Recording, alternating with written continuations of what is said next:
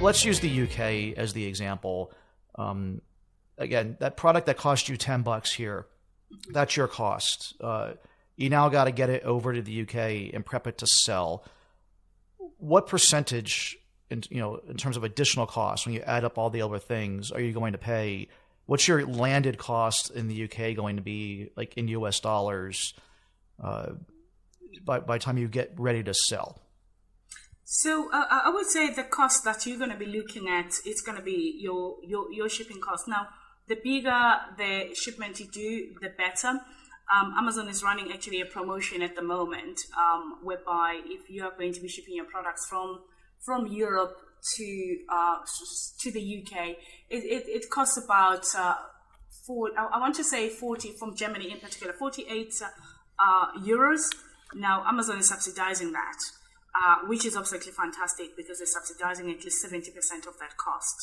But if they were not subsidizing that, a parcel which is up to 23 kg, that's how much it actually costs. So which means if you're selling, say, for instance, cards in little boxes, you'll be winning because the shipping costs between the two countries, it's not a lot. But if you're selling bulky products like 2 liters of water at a time, that is heavy.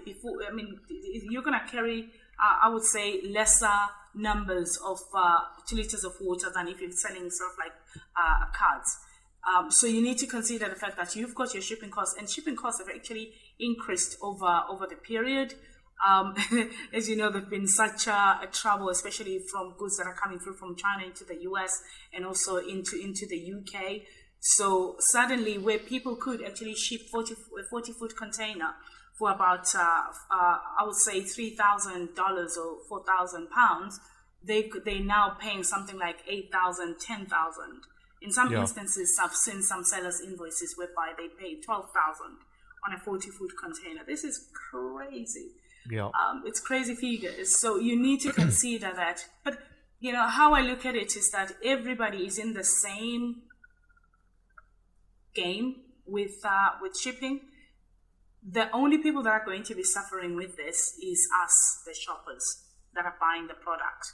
So you would expect that sellers we will see the prices now starting to increase. I would say especially next year, we will see prices starting to increase. But how I'm looking at things is that the VAT used to give people an unfair competition whereby you will be registered to sell in Europe and I wouldn't be registered to sell in Europe, which means that I would have a competitive advantage of selling my product 20% less because you are registered and I'm not. Whereas today, where marketplaces are being required to have sellers that are registered for VAT, it means that the game is becoming more fairer. So, which means from a selling point or shipping point of view, if we are charged almost the same amount of shipping costs, unless you are the greatest negotiator with your shipping company, then it means that we're all going to be playing on the same level field here.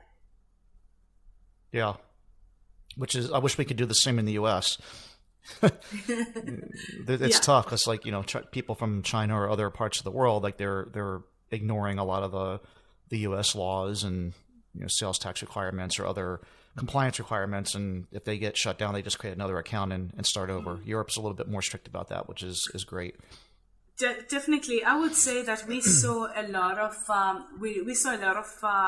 individuals that were not selling legally on the market fall off the radar very fast, just because it became a bit fairer. And I would say the people that have been resilient to stay in the market, those are the ones that I would say they will be successful. And again, for the people that are in the US today, you don't have to reinvent the wheel. If you're already successful, this is where the opportunity comes in. Where there is the stricter rules, they are good from a seller's point of view, especially the one that wants to be fully compliant.